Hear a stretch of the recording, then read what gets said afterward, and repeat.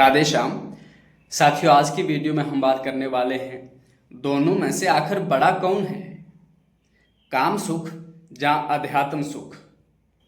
अध्यात्म सुख यानी आत्मा का सुख, आत्मिक सुख, और काम सुख यानी इंद्रियों से भोगा जाने वाला सुख, जिसे काम सुख कहते हैं। काम सुख जब इंद्रियां विषयों के संपर्क में आती हैं और उनसे जो सुख उत्पन्न होता है उसे काम सुख बोलते हैं।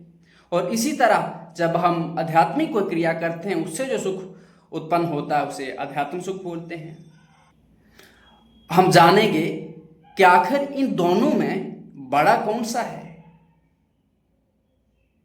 इन दोनों में से जब कोई व्यक्ति जाता है तो उस व्यक्ति को अधिक सुख, अधिक शांति किसमें मिलती है। इन दोनों के गुण दोष को हम अच्छे से भली भांति जान लेंगे, ताकि जब कभी हमें जीवन में इन दोनों का चुनाव करना पड़े तो उससे पहले हमें इसकी जानकारी हो कि इस सुख का चुनाव करने से क्या हासिल होगा और इस सुख का चुनाव करने से क्या हासिल होगा। फिर आपकी इच्छा पर निर्भर करता है कि आपको काम सुख को चुनना है या अध्यात्म सुख को चुनना है। पर उससे पहले ये जरूरी है कि हम इन दोनों को भली भांति जान लें कि इनके गुण और दोष क्या हैं। अगर हम शास्त्रों की दृष्टि से बात करें तो शास्त्र कहता है सुख दो प्रकार के होते हैं। एक है काम सुख यानी इंद्रिय सुख, दूसरा है आध्यात्मिक सुख, आत्मिक सुख। तो सबसे पहले हम बात करते हैं काम सुख की, क्योंकि जितने भी संसार में मनुष्य हैं, पशु पक्षी हैं, सबसे पहले उनकी गति, उनकी जो दौड़ होती है काम सुख की ओर ही होती है। तो हम इसी के बारे में जान लेते हैं कि आखिर इसकी कितनी सच्चाई है, आखिर काम सुख है क्या, ताकि जब भी हम इसमें उतरें तो हमें पता रहे कि काम सुख क्या है और उसका परिणाम क्या होगा। उसी तरह फिर हम काम सुख के बाद आध्यात्मिक सुख को भी जानेंगे।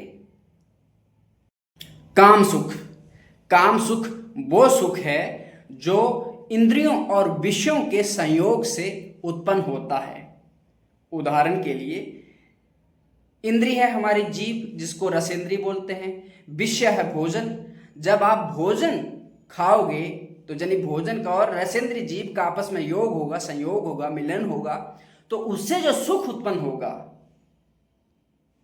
उसको बोलते हैं इंद्रियजन्य सुख। इसी तरह कोई भी इंद्रिय, हमारी नेत्र इंद्रिय हो, जननेंद्रिय हो, कोई भी इंद्रिय जब किसी विषय से संपर्क करती है और उससे जो सुख उत्पन्न होता है उसको क्या बोलते हैं, काम सुख बोलते हैं। काम सुख का सबसे बड़ा जो पहली बात है वो ये है कि ये बाहर की वस्तुओं पर निर्भर करता है। ऐसा नहीं कि भीतर के नहीं। जैसे जीभ को स्वाद चाहिए, इससे जो सुख चाहिए वो कब होगा, जब आप कोई बाहर की चीज वस्तु खाओगे, ग्रहण करोगे। जननेंद्रिय का भी बात ऐसा ही है, यानी ये बाहर की वस्तुओं पर निर्भर करता है। दूसरा ये क्षणिक है, कुछ समय के लिए उत्तेजना है, और इसका जो सुख रहता है काम सुख का, ये क्रिया में अधिक नहीं होता है, ये अधिक चिंतन में होता है। आप अच्छे से देखना, चाहे काम क्रीड़ा किसी व्यक्ति के साथ करो जहां काम क्रीड़ा हो, चाहे भोजन का खाने का हो, कोई भी चीज जो उसके चिंतन का सुख है, जहां चिंतन में सुख है, वो क्रिया में नहीं है, करने में नहीं है। उदाहरण के लिए भोजन के लिए खाते देख लीजिएगा आपको कितना सुख मिलेगा, लेकिन जब आपने उसका चिंतन किया था, घंटों उसके बारे में सोचा होगा, कितना बढ़िया लगा होगा, शायद मुंह में पानी आ गया होगा कि आज ये खाएंगे, ऐसा खाएंगे। 10-15 मिनट के लिए सोचा होगा, एकदम दिमाग कितना हो गया था, जीभ से पानी आ गया था। लेकिन जब आप खा रहे हैं तब पानी तो नहीं आ रहा है। और खाने में भी जब पहला आपने वो ग्रास मुंह में डाला तो बढ़िया लगा, खाते खाते जब पेट भर गया तो उसका स्वाद उतना नहीं लग रहा है जितना पहले लगा था। तो मतलब क्या, ये सुख क्षणिक है, लंबा नहीं है। यानी ऐसा नहीं कि जैसा जे इसका आनंद शुरू में था और अंत तक वैसा रहेगा, नहीं। इस शुरू में थोड़ा लगता तो जरूर है, और क्रिया में भी उतना सुख नहीं है जितना चिंतन में है। सबसे अधिक सुख इसका चिंतन में है, उसके बाद कम सुख क्रिया में है, और शुरुआत में है थोड़ा सुख है, उसके बाद धीरे धीरे जैसे आप क्रिया में आगे चलते जाओगे तो उसका सुख घटता जाएगा, ये दुख में परिवर्तित होता जाएगा। यानी क्षणिक है, स्थायी नहीं है, लंबा नहीं है। और इस काम सुख का जो बड़ी विशेषता है, ये बार बार चाहिए होता है। ऐसा नहीं कि एक बार भोजन कर लिया आपने, जहां एक बार ही आपने किसी के साथ गलत क्रिया कर ली और तो हो गया, आप शांत हो गए। नहीं नहीं नहीं नहीं, तो देख लो बचपन से अभी तक भोग ही रहे हैं ना, खा ही रहे हैं ना। जितने भी लोग गंदी क्रियाएं करने बचपन से अभी तक गंदी क्रिया कर ही रहे हैं ना। हर बार मन क्या बोलता है, आखिरी बार बोलता है ना, कि हर बार यही बोलता बस आखिरी बार, और आखिरी आखिरी बार करते कितनी बार हो गया ना, जीवन चला गया ना। यानी बार बार चाहिए, ऐसा नहीं कि एक बार कर लिया भोग लिया तो अब बस अब और नहीं चाहिए, इसमें ऐसा नहीं जी, बार बार चाहिए। अब ये क्या करता है, ये आसक्ति बढ़ाता है। जैसे आग में जितना आप घी डालोगे उतनी आग बढ़ेगी। इसी तरह इन सुख को, जो काम सुख है, इसको जितना आप भोगोगे, जितना आप गलत क्रिया करोगे, ये क्या करेगा, उतनी आपके अंदर आग बढ़ती जाएगी, उतना काम बढ़ता जाएगा, उतना बढ़ता जाएगा। और इसको जितना आप छोड़ोगे, त्यागोगे, ये उतना घटता जाएगा। लेकिन जितना करते जाओगे, अगर आप एक बार करोगे ये 2 बार की मांग करेगा, 2 बार करोगे तो 3 बार की मांग करेगा, 3 बार करोगे तो 4 बार की मांग करेगा। यानी जैसे ही करते जाओगे उसको, तो भोगते जाओगे, तो उसकी इच्छा भोगने की ओर बढ़ती जाएगी, तीव्रता और बढ़ती जाएगी। साथ साथ ये क्या करता है, आसक्ति बढ़ाता है। यानी उस व्यक्ति के प्रति, उस वस्तु के प्रति इतनी आसक्ति बढ़ा देता है कि आप उसके बिना रह नहीं पाते हैं, यानी आप उस पर निर्भर हो जाते हैं।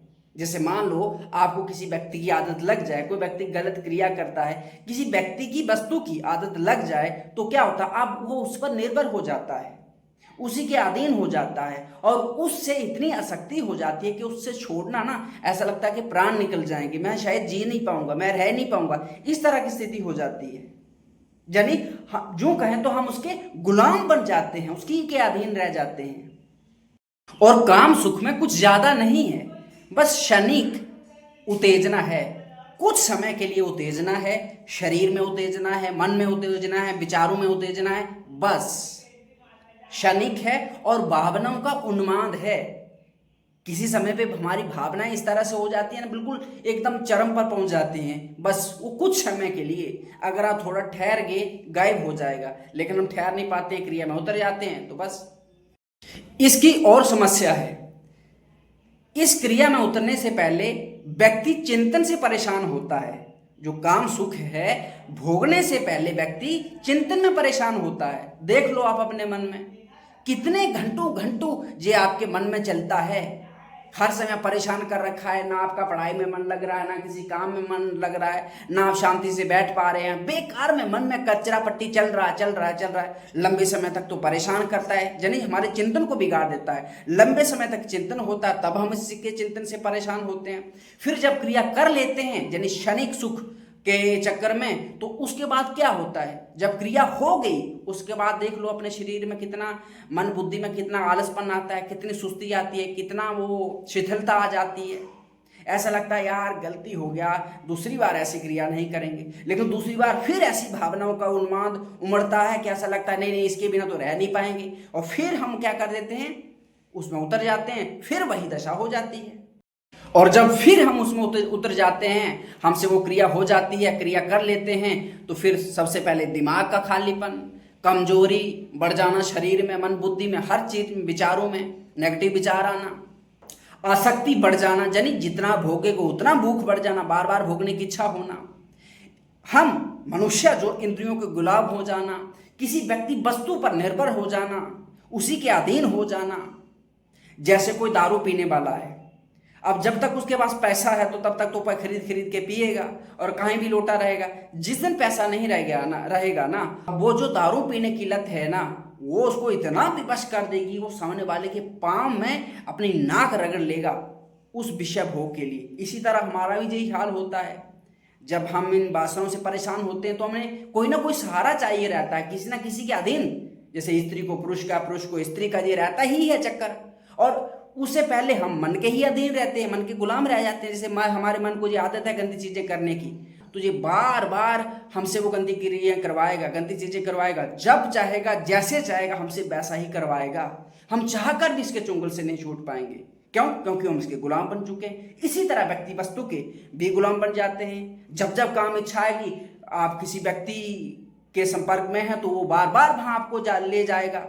किसी वस्तु में, जैसे मान लो कोई खाने वाली चीज़ आप नहीं खाना चाहते हो, जानते हो कि इससे मोटापा बढ़ जाएगा, कोई ना कोई बीमारी हो जाएगी, लेकिन जीव रसेंद्री आपको विवश कर देगी, वो खाए बिना आप शांति से बैठ नहीं पाएंगे। और खाने से आपको वो ऐसा नहीं है कि शांति मिल जाएगी, नहीं, जितना खाओगे उतना बार बार वो क्या करेगा, और इच्छा करेगा। और काम सुख का इतना है कि जब आप इसको भोग लेते हो उसके बाद भय से, शोक से, चिंता से गिर जाना, उसमें पड़ जाना, परेशान हो जाना, जीवन के प्रति नकारात्मकता आ जाना, निराशा आ जाना, ऐसा लगेगा यार मुझसे नहीं हो पाएगा, मैं ना किसी लायक नहीं हूं, मुझ में ना उत्साह नहीं बचा है कि करूं क्या करूं, कुछ समझ नहीं आ रहा है क्या करूं, बुद्धि सोचने की क्षमता भी चली जाती है। हम अपने विचारों से, खुद से, स्वयं से कोई निर्णय नहीं ले पाते हैं, हम बस किसी की कठपुतली बन जाते हैं, मन की, फिर संसार की, समाज की, व्यक्तियों की, वस्तुओं की, वो जैसा चाहेंगे हमसे करवाएंगे। और काम की वजह से जब हम इसमें उतर जाते हैं तो फिर हमारी दृष्टि बदल जाती है, जो समाज में माता बहनें हैं उनके प्रति हमारी गलत दृष्टि हो जाती है, ना चाहते हुए भी हमसे पशुपत आचरण हो जाते हैं, हम अपना ही पतन करने लग जाते हैं। देखो मनुष्य जीवन है, हम इस जीवन में क्या क्या नहीं कर सकते हैं, बहुत कुछ कर सकते हैं, स्वयं सुख से जी सकते हैं, दूसरों को सुख दे सकते हैं, समाज को सुख दे सकते हैं, लेकिन जब हम इन विषयों के सुख में उलझ जाते हैं, इंद्रियों के सुख के गुलाम हो जाते हैं, हम समाज को छोड़ो, देश को छोड़ो, हम अपना ही पतन करने लग जाते हैं, हम किसी लायक ही नहीं बच पाते हैं कि जीवन में कुछ कर पाएं।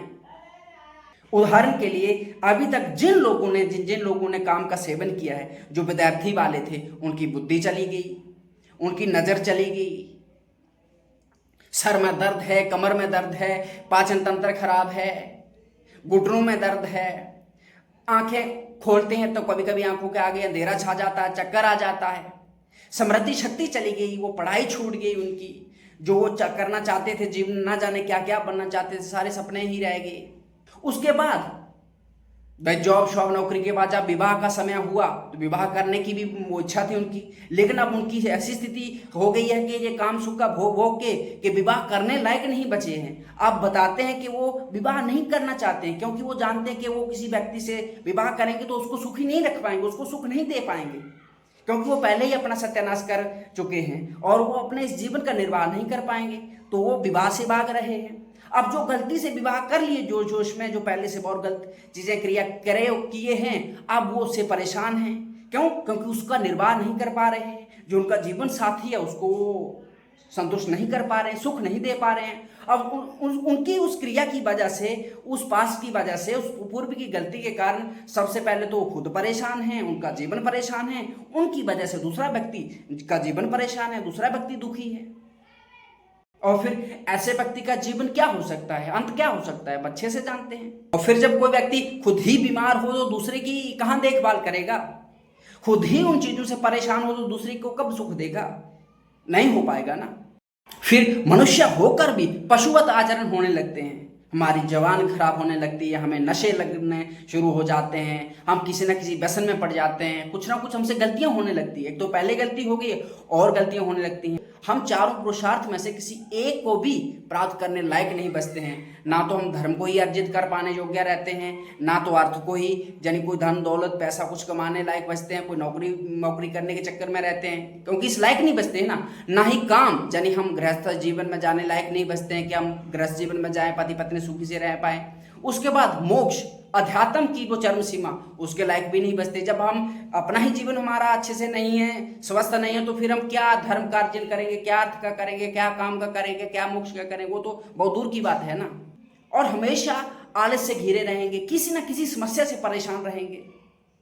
अगर कोई कुछ भी नहीं होगा ना तो हमारा मन ही हमें नेगेटिव विचारों से परेशान करता रहेगा, हमें ये हीन भावना का एहसास करवाता रहेगा कि मैं किसी लायक नहीं हूँ। जैसे बहुत सारे लोग मुझे बताते हैं जो पढ़ाई भी नहीं कर पाया, वो आज भी उस गिल्ट से भरे हैं कि मैं इस गलत आदत की वजह से पढ़ाई नहीं कर पाया, मेरी पढ़ाई छूट गई, मैं कोई बिजनेस नहीं कर पाया, कोई नौकरी नहीं कर पाया। बहुत सारे लोग ऐसे बताते हैं कि उनके घर वाले चाहते हैं कि वो विवाह करें, लेकिन वो भाग रहे हैं, घर वालों को बता नहीं सकते कि उनसे क्या गलतियां हुई, और वो बताते हैं कि हम इस लायक नहीं हैं, हम अपना ही जीवन अच्छे से नहीं जी पा रहे हैं। तो हम जानते हैं कि किसी व्यक्ति से हम जिसे विवाह करेंगे उसको वो सुख नहीं दे पाएंगे जो हमारा कर्तव्य बनेगा, देना चाहिए हमें, क्योंकि हम इस लायक नहीं बचे हैं। और जो विवाह कर लिए हैं वो पछता रहे हैं, यार हमसे कहाँ गलती हो गई, हमें विवाह नहीं करना चाहिए था। अब क्या कहें, नाम तो अपने पार्टनर को कह सकते हैं कि हमें क्या दिक्कत है, और ना ही अपने घर परिवार वालों को कह सकते हैं, ना समाज को कह सकते हैं कि हम में समस्या क्या है। बस अंदर ही अंदर घुटते रहते हैं, हर समय परेशान रहते हैं। कभी कभी तो ऐसा लगता है कि हम जीने लायक नहीं है, खुद को खत्म कर दें। और इस क्रिया में, काम सुख में जब हम उतरते हैं, एक बार उतरते हैं ये 2 बार की मांग करता, 2 बार, 3 बार, 3 बार, 4 बार, मतलब जैसे ही हम उसको बढ़ाते हैं तो उतना जी डबल डबल मांग करता जाता है। और एक समय आकर ये आदत बन जाता है। जितने भी लोग अभी तक, चाहे लड़कियां हों चाहे लड़के हों, वो बताए कि वो इस समस्या में कैसे उतरे। बस शुरू में क्यूरियोसिटी थी, किसी से सुना था, शरीर में बदलाव आ रहे थे तो उसमें उतर के जानना चाहते थे क्या होता है। उस उत्सुकता में 2-4 दिन के लिए, फन के चक्कर में, मौज के चक्कर में, इसमें जैसे ही उतरे, 1 बार किया, 2 बार किया, 3 बार किया, अब धीरे धीरे जैसे वो करते गए उसकी वो जो रफ्तार बढ़ती गई, और ऐसे मस्ती मस्ती में उनको आदत बन गई। आदत बन गई, अब वो उसके गुलाम बन गए। अब तो कुछ लोग ऐसे भी बताते हैं कि जिस दिन वो कोई गलत क्रिया आदि में ना शामिल हो तो उनको नींद नहीं आती है। और अब जे इतनी आदत भयंकर रूप धारण ले चुकी है कि उनको बहुत सारे रोग प्रकट हो चुके हैं। मैं पहले ही बता चुका हूं कि जैसे आंखों से नजर कम हो जाना, बाल झड़ना लग जाना, चेहरा मुरझा जाना, जब आप कहीं बैठो अचानक से आंखें खोलो, चक्कर आ जाना, आंखों के आगे अंधेरा छा जाना, सर दर्द होना, कमर दर्द होना, घुटनों में दर्द होना, एड़ियों में दर्द होना, पेट का पाचन तंत्र बिगड़ जाना, और ना जाने क्या क्या। और इतना ही नहीं, चेहरे का तेज बल, जो चमक होती है वो खो जाती है, स्मृति शक्ति, मेधा शक्ति खो जाती है, अध्यात्म शक्ति चली जाती है, शरीर शक्ति चली जाती है, यानी शरीर का बल भी चला जाता है। और जो विचार शक्ति होती है, जो गलत विचारों को काट के अच्छे विचार देती है, वो भी चली जाती है। परिणाम होता है कि हम नेगेटिव विचारों से परेशान रहते हैं। परिणाम किसी ना किसी गलत आदत का, किसी ना किसी गलत नशे का शिकार हो जाना, और सदैव हमें वो रिग्रेट फील कराते रहना कि हमसे ये हुआ था, ऐसा हुआ था। वो बार बार मन में चलता ही रहता है। हमेशा एक हीनता की भावना भरी रहती है मन में, एक कुंठा भरी रहती है जो सदैव हमें परेशान करती रहती है, पिंच करती रहती है। और इन सब की वजह से मन चंचल हो जाता है, अशांत हो जाता है, किसी भी एक जगह नहीं टिकता है। आप शांति से 1 घंटा बैठ नहीं पाओगे। अगर आपको मजाक लग रहा है तो आप बैठ के दिखाना 1 घंटा, एक आसना बिना हिले डुले, मन को रोक के। कभी बैठ पाओगे? नहीं बैठ पाओगे, सांस घुटने लग जाएगा आपका, परेशान हो जाओगे। और इस सब से क्या होगा, आपकी इच्छाएं बढ़ जाएंगी, एक इच्छा से अनेक इच्छाएं हो जाएंगी। और जैसे ही इच्छा अगर वो पूर्ति हो गई तो और लालच बढ़ेगा, और पूर्ति नहीं हुई तो क्रोध बढ़ेगा, मन को फिर अशांत करेगा, कहीं ना कहीं आपसे कोई गलत क्रिया करवा देगा, कुछ ना कुछ गलत बुलवा देगा। और जीवन में जब भी कोई छोटी सी भी समस्या आए ना, वो हमें एकदम पहाड़ लगती है, उससे घबरा जाते हैं। छोटी सी समस्या भी एकदम बहुत बड़ा पर्वत लगने लग जाती है, हम चिड़चिड़े से हो जाते हैं, हम में जरा सी भी सहन शक्ति नहीं रहती है।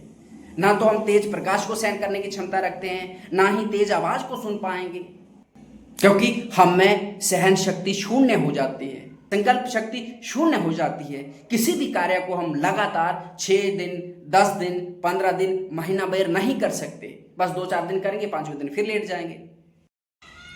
काम का सुख ना शत की रेस है कि आप कितना दौड़ोगे, 100 मीटर फिर नीचे गिरोगे ही, 200 मीटर फिर गिरोगे ही। शत की रेस कितनी कर सकते हो आप? थोड़ा सा दौड़ के नीचे गिरोगे ना, बस यही इसका हाल है।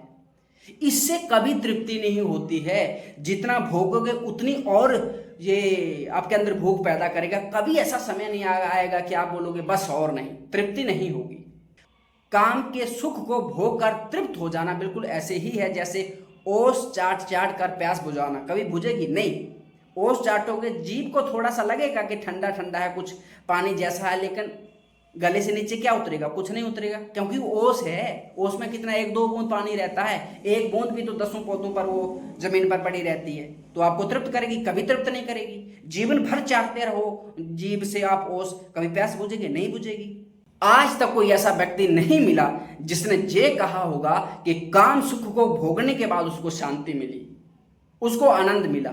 शुरुआत में चिंतन में उसको सुख मिला होगा, शुरुआत में हो सकता है पहले पहले कुछ स्टार्टिंग दिनों में क्रिया में भी उसको सुख मिला होगा, लेकिन बाद में बेचारा फंस गया। अब छटपटा रहा है, बिल्कुल कैसे जैसे दलदल में कोई इंसान फंस जाता है ना, शुरुआत में जानने के लिए उसमें देखता है कि कितना गहरा है क्या नहीं, और कूद गया जैसे उसमें फंस गया, अब निकल नहीं पा रहा। अब छटपटा तो बहुत रहा है लेकिन निकल नहीं पा रहा है, क्योंकि जितना उसमें से बाहर निकलने के लिए छटपटा रहा उतना उसमें धंस रहा है। यानी परिणाम क्या हुआ? दुख, पतन, शांति नहीं अशांति, कलेश। अब हम बात करते हैं अध्यात्म सुख की। अध्यात्म वह सुख है जो अपने स्वरूप यानी आत्मा, भगवान का भजन, कीर्तन, सत्संग, स्मरण, भक्ति, ध्यान और आत्म ज्ञान से प्राप्त होता है। ये सुख क्षणिक नहीं है, ये स्थायी है। ये सुख भारी नहीं है, किसी बाहर की व्यक्ति वस्तु पर निर्भर नहीं है। ये आंतरिक सुख है, ये स्वयं से प्रकट होता है, ये परिपूर्ण है। इस सुख को प्राप्त करने के लिए आपको किसी व्यक्ति की, किसी वस्तु की आवश्यकता नहीं होती है। लेकिन जैसे काम सुख है, उसमें आपको किसी व्यक्ति की, किसी वस्तु की यानी भारी चीजों की आवश्यकता पड़ती है। लेकिन इस सुख को प्राप्त करने के लिए आपको किसी भारी व्यक्ति या वस्तु की क्या जरूरत नहीं पड़ती है। ये आपको किसी पर निर्भर नहीं बनाता है। काम सुख आपको पराधीन बनाता है, अध्यात्म सुख आपको स्वाधीन बनाता है, स्वतंत्र बनाता है। और इसमें जो आपकी चेतना है ना, वो ऊपर की ओर उठती है। लेकिन काम सुख में आपकी चेतना नीचे की ओर जाती है। अध्यात्म सुख मन को शांति देता है, मन को स्थिरता देता है। हमारी जो व्यर्थ की इच्छाएं रहती हैं, व्यर्थ की वासनाएं रहती हैं, उनको कम करता है। अध्यात्म सुख में हम अपने इंद्रियों को अधीन करते हैं और वही विषय अपने इंद्रियों को देते हैं जितने जरूरी हैं और जो धर्मपूर्वक हैं। जैसे खाने के लिए हम वही खाएंगे जो हमारे शरीर के लिए पौष्टिक है, उत्तम है। ऐसा नहीं है कि जी बोलिए कुछ भी खाओ, मांस खाओ, मछली खाओ, दारू पियो, नशा करो, नहीं, उसको नहीं करेंगे हम। जो जरूरी है, जो अच्छा है, वही करेंगे। यानी अपने इंद्रियों पर ये अध्यात्म सुख संयम सिखाता है। लेकिन काम सुख इंद्रियों पर संयम नहीं, स्वतंत्र छोड़ देता है कि जाओ, जो भोगना है भोगो, जो करना है करो, जो खाना है खाओ, जो देखना है देखो। उसमें क्या होता है? ऊर्जा का नाश होता है। इसमें क्या होता है? ऊर्जा का संरक्षण होता है। इसमें क्या होती है? प्रगति होती है, उन्नति होती है। और उसमें क्या होता है? अवनति होती है। क्योंकि जब ऊर्जा होगी तब तो प्रगति होगी, तब तो कुछ नया कर पाओगे। जब आप में विचार शक्ति पवित्र होगी, सकारात्मक होगी, उत्साह से भरी होगी, तब तो कुछ होगा। लेकिन जब आपकी ऊर्जा बिल्कुल क्षीण है, शून्य की ओर है, तो तब क्या करोगे? करने वाली चीज या होने वाली चीज भी नहीं हो पाएगी। आत्म सुख आपको स्वतंत्र बनाता है। ये आपको किसी व्यक्ति, किसी वस्तु या इंद्रियों को गुलाम नहीं बनाता है। इसके विपरीत काम सुख किसी व्यक्ति, किसी वस्तु, इंद्रियों को हमें गुलाम बना दे देता है। और अध्यात्म सुख हमें अपने वास्तविक स्वरूप, आत्मा और ईश्वर के निकट ले जाता है। लेकिन जो काम सुख है वो हमें वास्तविक स्वरूप तो छोड़ो, हमें मनुष्य लायक भी नहीं छोड़ता है। हमसे कितने गंदे गंदे आचरण होने लगते हैं। कभी कभी अगर हम खुद उन्हें अपने आचरणों को देखें तो हमें खुद शर्म आएगी कि हम मनुष्य होकर ऐसे नीच कर्म कर रहे हैं, हम मनुष्य होकर ऐसा नीच सोच रहे हैं, क्योंकि हमारा मन वैसा वो नाटक नौटंकी कर रहा है। काम सुख में मनुष्य भ्रष्ट हो जाता है और अध्यात्म सुख में भ्रष्ट हुआ मनुष्य भी संभल जाता है, सुधर जाता है, पवित्र हो जाता है, दिव्य हो जाता है। काम सुख में मनुष्य खुद को ही मार्ग दिखाने लायक नहीं बचता है, लेकिन अध्यात्म सुख में मनुष्य स्वयं को एक दिशा की ओर ले तो जाता ही है, साथ साथ वो आने वाली पीढ़ी को, देश को, समाज को मार्गदर्शन, प्रेरणा देने वाला बन जाता है। आत्म सुख में आप हर अवस्था में शांत रहोगे। जितनी बड़ी समस्या आ जाए, जितना बड़ा दुख आ जाए, आप टस से मस नहीं होंगे। चेहरे पर एकदम तेज रहेगा, स्मृति शक्ति रहेगी, विचार शक्ति रहेगी और महान संकल्प शक्ति रहेगी, महान सहनशीलता रहेगी। लेकिन इसके विपरीत काम भोग में इसके उल्टा ही होता है सब कुछ। अध्यात्म सुख में आप हंसते हुए बड़ी से बड़ी समस्या से भी जूझ सकते हैं, सर्वत्र ईश्वर का अनुभव करना। और अध्यात्म सुख में वासना शांत होने लगती है, मन शांत होकर एकाग्रचित होने लगता है और इसमें हम चारों पुरुषार्थ को प्राप्त करते हैं। सबसे पहले हम धर्म को प्राप्त करते हैं, यानी धर्म पूर्वक चलते हैं, धर्म का उपार्जन करते हैं। धर्म का उपार्जन करने से सुख, समृद्धि, शांति, सफलता प्राप्त होती है। उसके बाद हम अर्थ का उपार्जन करते हैं, यानी अपना कार्य कुशल सीखते हैं, पढ़ाई लिखाई करते हैं, नौकरी करते हैं, फिर उससे हमारे लिए जो धर्म पूर्वक कमाई होती है तो अर्थ भी आता है। उसके बाद हम काम को अर्जित करते हैं, यानी गृहस्थ आश्रम में जाते हैं, विवाह करते हैं, अपनी पत्नी के साथ सुखपूर्वक रहते हैं, संतान उत्पत्ति करते हैं, समाज में अच्छे कार्यकलाप करते हैं, नई चीजें करते हैं और अंत में मोक्ष को प्राप्त करते हैं। भगवान को जानने का प्रयास करते हैं, भगवान में लीन हो जाने का काम करते हैं, उस मोक्ष तत्व को प्राप्त कर लेते हैं। इन चारों पुरुषार्थ की प्राप्ति अध्यात्म सुख में ही संभव है। काम भोग में, काम सुख में, इन सब से हम वंचित हो जाते हैं, इन सब से हम नीचे गिर जाते हैं। हमारी योग्यता ही नहीं रह जाती कि हम चारों पुरुषार्थ को प्राप्त करें। लेकिन अध्यात्म सुख में हमें इतना बल प्राप्त हो जाता है कि हम इन चारों पुरुषार्थ को प्राप्त कर लेते हैं। अध्यात्म सुख में चारों पुरुषार्थ के साथ साथ हम समस्त बलों को प्राप्त कर लेते हैं। बुद्धि बल, विवेक बल, ज्ञान बल, तपोबल, अध्यात्म बल, संकल्प बल आदि समस्त बलों को प्राप्त कर लेते हैं। हर समय उत्साहित रहना, जितेंद्रिय हो जाना, सदैव भगवत चिंतन बने रहना, मन कभी भी उल्टा सीधा गंदा नहीं सोचता है और सदैव अपने लक्ष्य पर केंद्रित रहता है।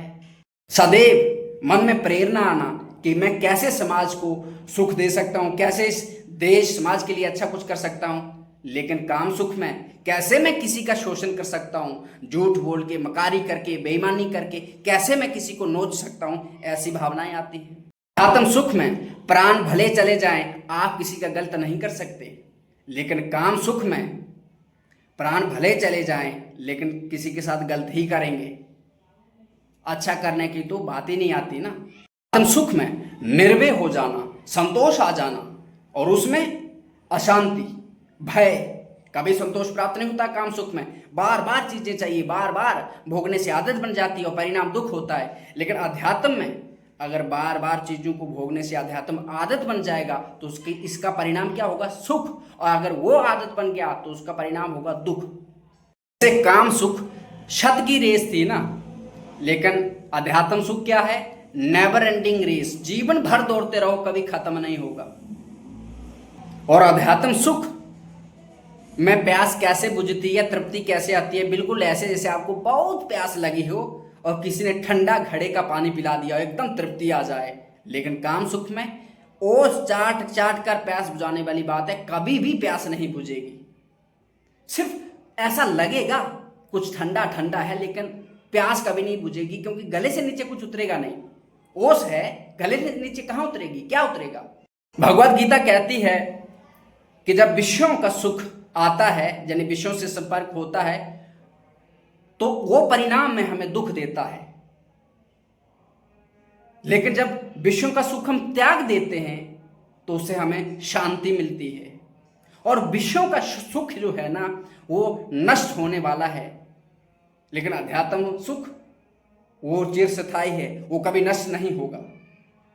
साधु संतों ने इसी कारण भोगों के मार्ग को त्याग कर अध्यात्म के मार्ग को चुना, भक्ति को चुना, साधना को चुना, तपस्या को चुना, क्योंकि परम शांति का वही मार्ग है। तो अब बात आती है कि क्या काम सुख पूरी तरह गलत है? तो उसका उत्तर है नहीं, क्योंकि अगर काम पूरी तरह गलत होता तो मैं नहीं होता, आप नहीं होते, ये पूरी सृष्टि नहीं होती। ये सारी सृष्टि, हम सब जो भी हैं, हमारे पैदा होने का कारण क्या? काम ही है। और जब हम धर्म पूर्वक काम का सेवन करते हैं, भोग करते हैं, तब बिल्कुल गलत नहीं है। जब तक हमारा विवाह ना हो तब तक हम ब्रह्मचर्य का पालन करें, और जब विवाह हो जाए, पति पत्नी ही आपस में संबंध रखें, तो उनके बीच कितना प्रेम रहेगा और उस संबंध का वो जीवन भर निर्वाह भी कर पाएंगे, जीवन भर आपस में प्रेम रहेगा। समस्या तब है जब हम इसकी एक सीमा पार कर देते हैं। विवाह से पूर्व भी हमारे 10-10 रिश्ते हो जाते हैं और फिर जब विवाह हो जाता है तो किसी एक व्यक्ति से हम जीवन भर निर्वाह नहीं कर सकते हैं, फिर उसका अपमान कर देते हैं, उसकी निंदा कर देते हैं, उसके साथ मार कुटाई शुरू कर देते हैं, गलत रास्ते पे चल जाते हैं, क्योंकि हमें 10 जगह भोगने की आदत पड़ी ही है, एक के साथ तो जीवन नहीं चल सकता है। और फिर व्यभिचार करना शास्त्रों में पाप माना गया है।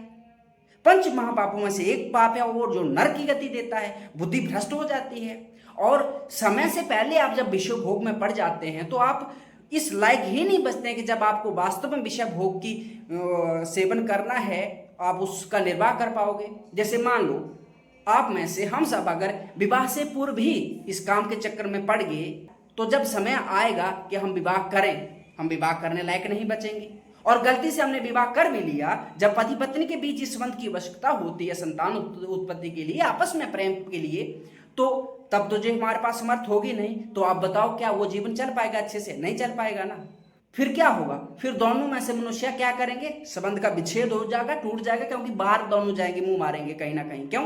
क्योंकि उनका इस लायक नहीं बचे हैं ना कि एक दूसरे का साथ दे पाए, निर्वाह कर पाए, क्योंकि वो पहले समय से पूर्व भी सत्यानाश कर चुके हैं। बिल्कुल ऐसे ही है जैसे फसल आपने खेतों में बोई, फसल बड़ी हुई, पकी, भूसा भी मिला, अनाज भी मिला, लेकिन आपने फसल बोई और तुरंत काट दी, अनाज तो छोड़ो भूसा भी नहीं मिला उससे। यही हाल इसमें भी हो जाता है। और जब आप मर्यादा में रहकर किसी चीज का सेवन नहीं करते हैं तो वो आपका पतन कर देती है, लेकिन जब आप मर्यादा में रह के करते हैं तो वो आपका पतन नहीं करती है, उत्थान करती है।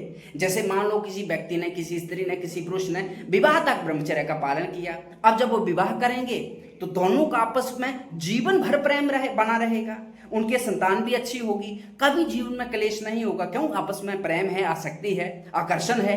लेकिन जो पहले ही अपना सत्यानाश कर चुके हैं और जगह 10-10 के साथ, 20-20 के साथ, 5-6 के साथ पहले ही संबंध बना चुके हैं, अब क्या एक दूसरे के प्रति उनका आकर्षण रहेगा? क्या उनकी हेल्थ, स्वास्थ्य अच्छा रहेगा? क्या एक दूसरे की बात को सहन कर पाएंगे? नहीं कर पाएंगे ना। अब क्या उनकी संतान अच्छी होगी? नहीं होगी ना। कहाँ होगी? क्यों? क्योंकि व्यभिचारी के घर में ब्रह्मचारी पैदा नहीं होता ना। आप तो हड्डी पसली बचे हैं, तो फिर आपकी संतान क्या होगी? क्या बुद्धिमान होगी? भगवान का भक्त पैदा होगा, देशभक्त पैदा होगा? क्या होगा? नहीं होगा ना। तो फिर क्या करेंगे आप? उस जीवन को काटेंगे। मैं कितने ही लोगों को देख रहा हूं जो फंस गए हैं, जो विवाह के लायक हो गए हैं लेकिन विवाह से भाग रहे हैं, करना नहीं चाहते हैं, और जो विवाह गलती से कर लिया वो फंस गए हैं, अपनी वजह से किसी दूसरे व्यक्ति का जीवन बर्बाद कर दिए हैं। बहुत सारी ऐसी स्त्रियों ने क्या किया, विवाह से पूर्व जो गंदी क्रियाएं हो गई हैं, इस चीज में पड़ी हुई हैं, अब उनकी वजह से वो किसी जो पुरुष उनके साथ आया उसका जीवन खराब हो गया है, क्योंकि वो उसको सहयोग नहीं कर पा रही है। अब बहुत सारे जो पुरुष शादी से पहले ही सत्यानाश कर चुके हैं, अब विवाह करने के बाद किसी की जीवन को बर्बाद कर रहे हैं, क्योंकि वो उसका सहयोग नहीं कर पा रहे हैं। तो अब क्या होगा? उनके संबंध में क्लेश ही होगा ना, झगड़ा ही होगा ना। क्या शांति होगी उसमें? नहीं होगा ना। क्या प्रेम होगा? नहीं होगा ना। इसलिए काम सुख बिल्कुल ही गलत नहीं है, लेकिन गलत तब है जब हम इस काम सुख को ही अपने जीवन का लक्ष्य बना लें। काम सुख कभी साध्य नहीं हो सकता, साधन जरूर है भाई। पति पत्नी का आपस में प्रेम के लिए, संतान उत्पत्ति के लिए, उस पति पत्नी जीवन का निर्वाह करने के लिए काम सुख क्या है? एक साधन है। लेकिन क्या विवाह के जीवन को बिल्कुल काम सुख ही लक्ष्य है? तो कब तक भोगोगे? एक दिन तो शरीर जवाब दे देगा। हर समय, हर दिन तो नहीं भोगते हो ना। तो फिर क्या होगा अगर जब हर दिन वाली बात आ जाए? किसी लायक ही नहीं बचोगे। और वो जो जीवन, जो घर परिवार स्वर्ग होना चाहिए, जिसमें शांति होनी चाहिए, वहां कलेश होगा, नरक बन जाएगा जीते जी। काम चारों पुरुषार्थ में से एक पुरुषार्थ है।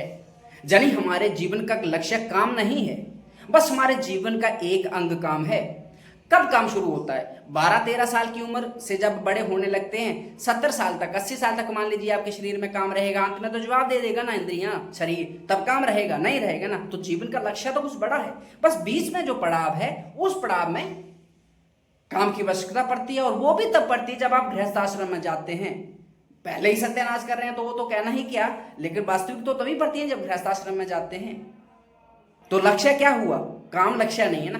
काम एक अंग है जीवन का। जैसे आप भोजन खाते हैं, चटनी खाते हैं, सलाद खाते हैं, दूध पीते हैं, छाछ पीते हैं, अचार खाते हैं, क्या अचार लक्ष्य है? नहीं ना। पूरा अचार भोजन बना देगा? नहीं ना।